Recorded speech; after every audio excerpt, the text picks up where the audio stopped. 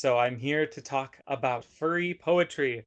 This was essentially our backup panel in case anything came up. So I'm very glad that I was prepared. Just had to grab the poetry books off the shelf and get ready to go. Furry poetry. Yes, it's a thing. I find myself often surprised because people will be like, "Oh, but I know, yeah, some furry authors are poets. Makes sense that they write poetry."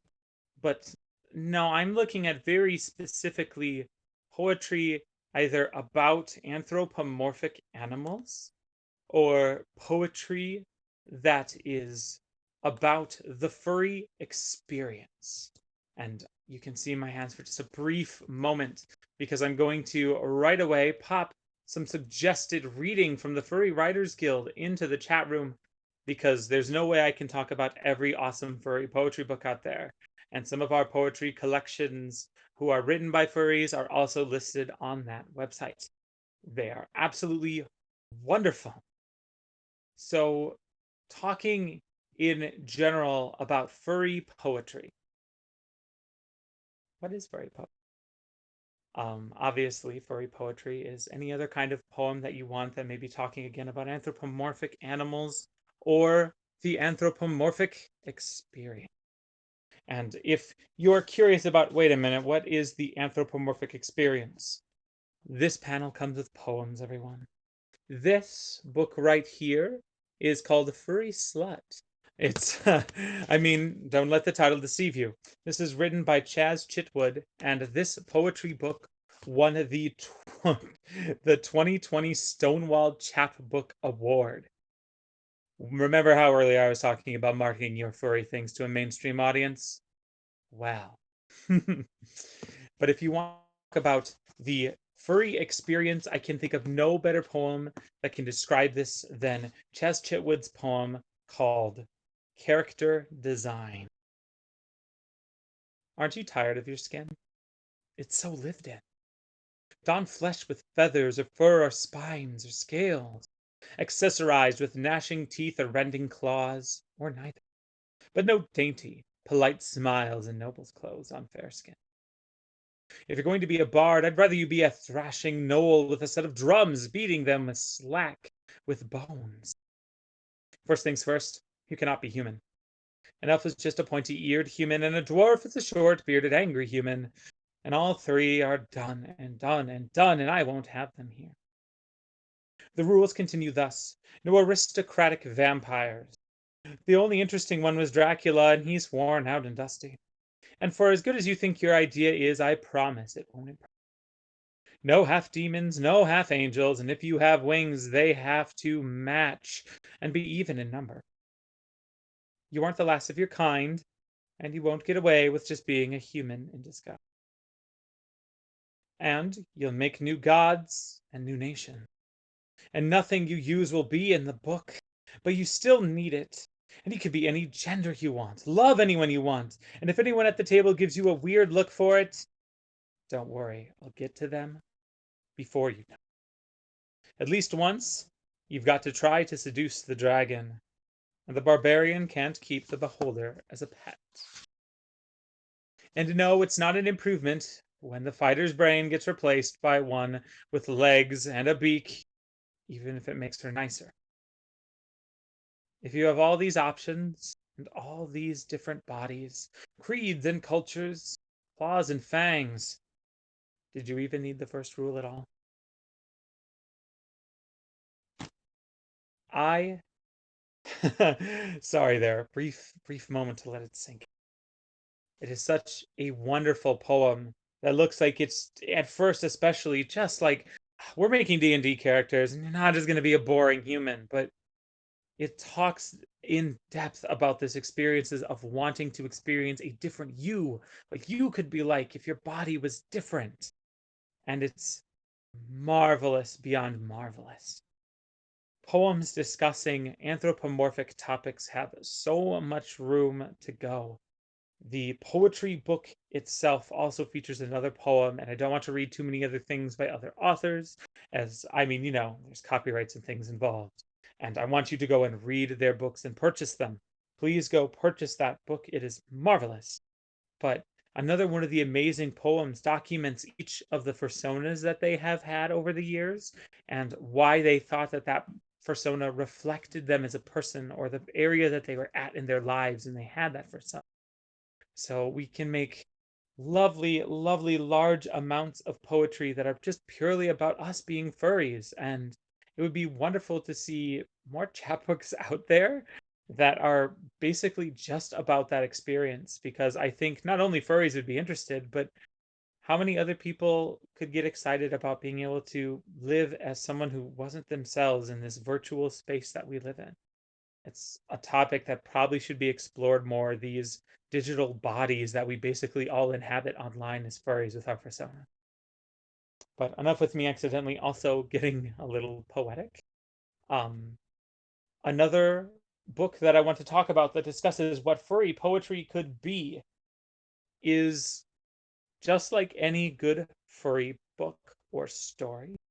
Sometimes you can tell stories through poetry. Sometimes people call these character studies. I mean, to me, I mean, you really could just write a book that the whole story is written in poems. And I think that's wonderful. And one of those fantastic ones that's out there and exists is called Kisses and Kickflips. This is by Casey Pinkerton. And I'm going to tell you right away, this one is a little bit not safe for work. So if you're going to get that one, be forewarned. That one's put out by Red Ferret Press within the furry fandom, and I'm going to highly recommend it, not just as a chapbook, but because it tells a fantastic story. The general idea of the story, we'll give you the elevator pitch on the back of the book. This poetry collection tells the story of a gay couple who develop a complicated relationship. The first few poems I wrote came from simple erotic ideas, a grunty skater boyfriend who enjoys doing things in public and pretends he doesn't care. But as lives change, we do too, and so must that tough but lovable skate dog. And right there, this is obviously a very, very furry story being told, but it's being told through poetry. And we often can write characters in books. Maybe you're writing the poet, and that's part of what makes them romantic, thoughtful person, and that's part of their thing. And you put a little poetry into your story.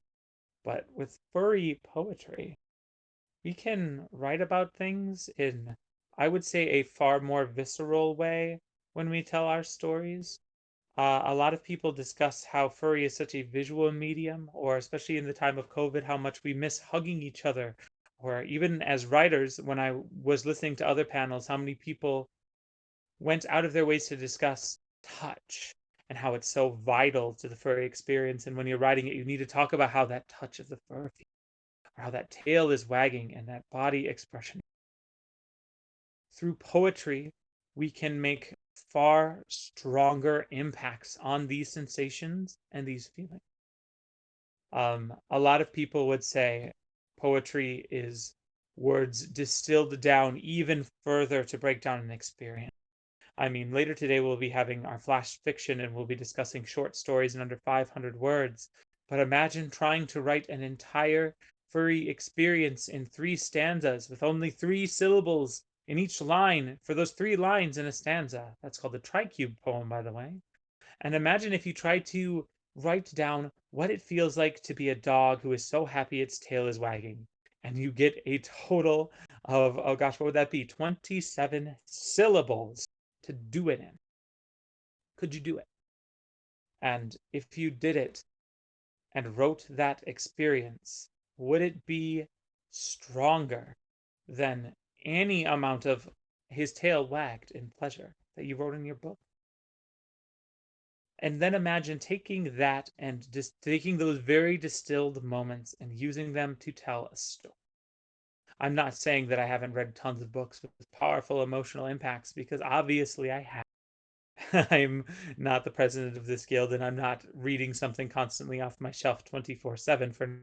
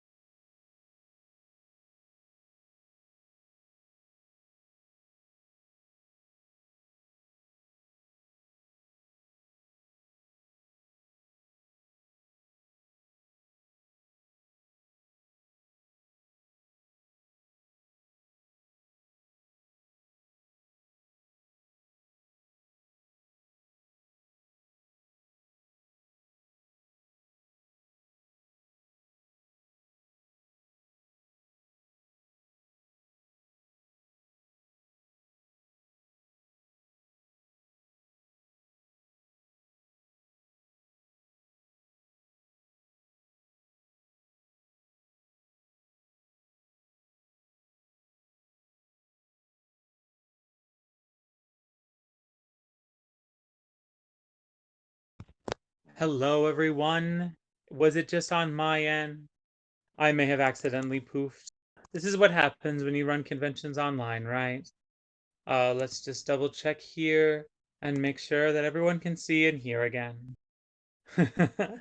Hopefully we can get this all sorted out. I tried to get myself set up and use the data on the phone and do everything else, and here we are. Wonderful, I am back. Thank you all so much. I I feel so incredibly lucky that we haven't had too many snafus during this whole online thing, considering how rough this is. Um, but just to make sure, because I don't know when I cut out, I suppose. I was extolling the virtues once more of kisses and kickflips and reminding people that it is a not safe for work anthology of poetry that you can pick up from Red Ferret Press. And I'll say once again that I think the idea of telling stories through poems is worth a shot. And if you haven't written poetry yourself before, I mean, poetry is not for everyone and it's very difficult, and I'm not going to deny it. Um, I I come to you writing this panel as a three-time award-winning poet, so I'm not going to tell everyone that it's easy to write poems because it's not. So I will tell you right now that as I extol the idea of maybe we should have more furry poetry out there, or maybe you want to try writing some furry poetry stories, or maybe you want to be really daring and say, hey, anthology, I wrote a poem. Do you want to have that as like the little intro to your book? If you really want a good place to start, this link I'm about to throw right into the chat for you all is a basic list from Writer's Digest on. It says 50 poetic forms. I'm pretty sure it's up to 100 now. Backlinks and how they work. I highly suggest checking these out because even as I mentioned a tricube earlier, 27 syllables only to describe a wagging tail or a particular moment. There are so many other ways to challenge yourself into doing this. And of course, there's always free form poetry too. But if you really want to challenge yourself and see how you can get a moment into some very few syllables, I highly recommend checking out not only those poetry forms, but the classic haiku. Haiku tend to be about nature or beautiful things or specific moments. There are a lot of people use haiku for the 575 format, but there are actually different names for if that format is being used to discuss different topics. So, which is something you'd only know if you're a really specific poet. But that link will tell you about them. Part of the reason why I mention haiku is not just because, okay, how do we put a moment and emotion into 5 syllables, 7 syllables, and then 5? How can we tell an entire story through that? We have microfiction, but come on, Lynn, that's too much, right? Well, furry haiku, once again put out by Weasel Press, one of the primary people putting out furry poetry, shows how we can tackle furry topics in even this short a period of time. I want to show from the inside of the book how we even have translations in Japanese. They are not, of course, perfect with 575 syllables essentially and characters, etc., because we are translating them out of English. But it is an incredibly wonderful thing that we have a book that is purely packed with poems about furry things, about animals, which lend themselves to haiku just absolutely wonderfully. I could literally see a book doing a chapter thing where, like, I've seen books do chapters where they each start with like a quote or something, or like here's something that happens later on in the chapter, starting off with a haiku. And someone else, if you're not going to write that, I will, so beat me to it. But I'll take a moment because I am just vain enough that I would love to read my own poetry to explain this concept of trying to condense visceral animal experiences down into poems. See here, let's give this a shot. It's been a little while since I've read Japanese. Ahem. Meroshiru kurusa, shiri wo yures ru osuu, haha, o no tora. Okay, let's read this in English. I'm going to assume most of you don't know katakana. So, eyes dark, moving, hips sway. Take aim, pounce! Mother's tail capture. And I'm hoping, again, I'm a little vain to read my own poem, and I can completely admit it, but I'm hoping the idea behind it gets across. This idea that in just these few syllables, we've told an entire story. So let's break it down. Obviously, someone is on the hunt of some kind. I mean, that's what we titled the poem. And eyes dart, moving prey, hips sway. We're basically instantaneously, hopefully, in the mind space of this is a cat. A cat is doing the little hip wiggle that we see in that gif with Shaq all the time. Sorry, memes. But they're doing the hip wiggle, they're taking aim, they're like getting their paws in that perfect little position. Hopefully that immediately draws you into what's going on in the scene. And then of course, the pounce. Do they catch it? Mom's tail. This is a kitten. There was no high stakes situation. There was no, we have to catch this mouse or we're going to be hungry. We're just playing with it. It tells a whole story all by itself in these very brief amount of words. I think that is a wonderful thing that poetry has the capability to do. It's not that we can't do that with microfiction or anything else either, but I find that especially if you are forced into the constraints of you only have this many syllables or this line has to rhyme here, or I have to repeat this line over and over again, the whole poem, really? It forces you to take on new perspectives to try to tell this story. Now, to be awful and not focus purely on the poetry for a minute, how is this going to help you as an author in general? Not everyone here is going to want to write poetry. Can't blame them. It's not a thing for everyone, and it never will be. But how can this help improve you as an author? I think it is a very similar thing to, as I mentioned, microfiction and topics like that, where the guild, we run Microfiction Monday, which is a thing where you have to tell an entire story within a tweet and then we promote your account. Highly suggest you check out how to submit to that in the Furry Writers Market. Sorry, I have to do my job as guild president and pitch a couple things for a minute, but people who have been writing that and submitting pretty frequently have actually made comments in the past about how this is helping them with their other story. We all make jokes about how Tolkien could describe a particular field for an entire chapter or something like that.